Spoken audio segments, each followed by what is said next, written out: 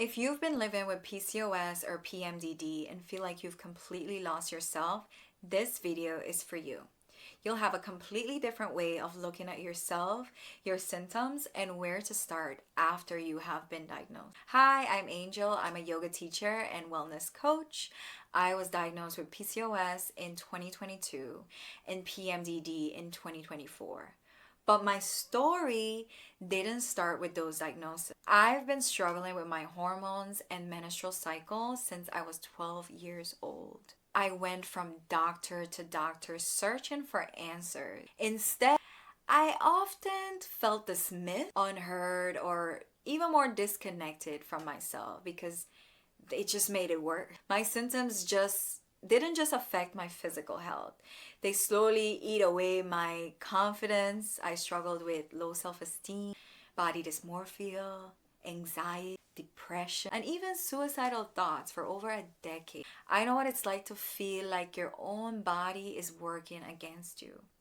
In this video, we're diving into the first pillar I teach every woman I work with, and that's changing your mindset. Before we change your habit, your nutrition, or your fitness routine, we have to change the relationship you have with your mind and your body. I know it's overwhelming, but I'm going to show you where to begin. First, we're going to start with curiosity. You have to become a student of your own body. Curiosity is learning to observe your body instead of immediately just judging it. I want you to imagine how different your relationship with your body could feel if you stop judging yourself every second of every day and start being curious about it instead. Maybe you notice your energy changes throughout your cycle. Maybe stress affects your symptoms. Maybe certain habits make you feel better. Maybe you notice patterns you never paid attention to before. Curiosity helps you to create a pause. Wait, what's actually happening with me? The point isn't to immediately find an answer. The point is to become curious enough to notice what is going on in your own body. That shift from judgment to observation is the beginning of your healing journey. Curiosity helps you to understand yourself better.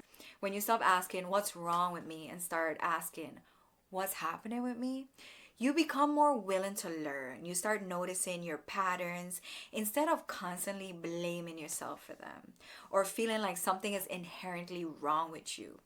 You can't make real changes in your life if you don't understand yourself. Curiosity gives you information. Before you can change your life, you have to become curious about the life you're already living. The second mindset shift is self-acceptance. Self-acceptance says that this is where I am today. I don't have to hate myself here. I can accept where I am without giving up on where I am going. I want to be clear about something. Self-acceptance doesn't mean you have to love every symptom. It doesn't mean you stop wanting to feel better. It doesn't mean you don't work towards your big, beautiful goals. It means you stop making your current reality a reason to hate yourself. If you're struggling, you don't have to shame yourself. Shame serves no one.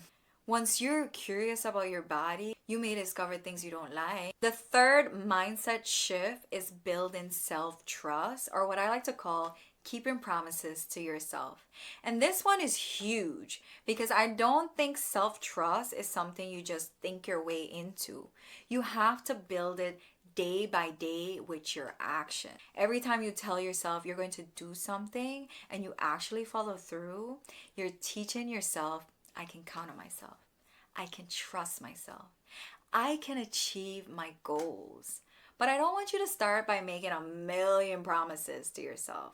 Start incredibly small. Maybe you promise yourself, I'm going to drink water when I wake up. I'm going to take a 10-minute walk. I'm going to work out twice this week. And then keep the promise. Because every time you follow through, you're building evidence that you can trust yourself. And if you don't follow through, please don't shame yourself because shame keeps you stuck. What you can do is become curious again. What got in the way? And then you adjust. Maybe the goal was too big. Maybe you were exhausted. Maybe you weren't ready for what you promised yourself, and that's okay. Because shame can keep you stuck in a cycle of overthinking, self-criticism, and even procrastination.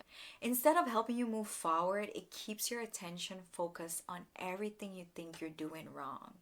And it keeps you stuck.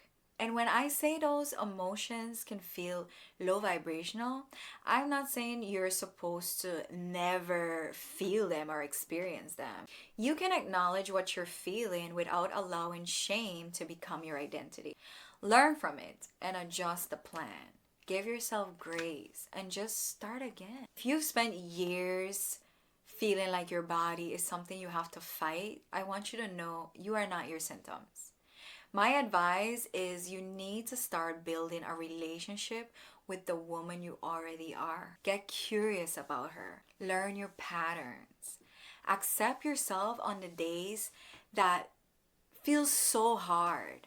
And start keeping small promises to yourself.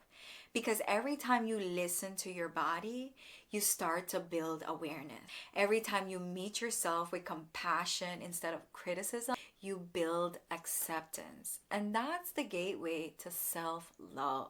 And every time you do what you said you were going to do, you build trust within yourself. And eventually, that trust helps you to rebuild a relationship with your body. You can just start with a journal every day. Take 5 to 10 minutes to check in with yourself. This is how you can start collecting information as you're becoming a student of your own body. I know you have big, beautiful goals for your life. And I know PCOS and PMDD can sometimes make those goals feel hard to reach or impossible. But it is possible, my love. I want you to understand yourself more deeply. I want you to learn your body, recognize your patterns, and begin working with yourself instead of being your own worst enemy. Most importantly, I want you to remember this. Come here. You are not broken. You are not too much, and you are not your symptoms. Your diagnosis does not determine your worth or the kind of life you're capable of creating. You are worthy of love, you are worthy of respect, you are worthy of confidence, and you're worthy of a beautiful, fulfilling life exactly as you are, while still becoming everything you want to be. Now that we've laid that foundation, it's time to build on it. In the next video, I'll walk you through the second pillar of my coaching program, which is cycle syncing, and how understanding your cycle can help you feel more supported and in tune with your body. And if you want to work with me, the link is in the description. I will see you in the next video. Bye for now.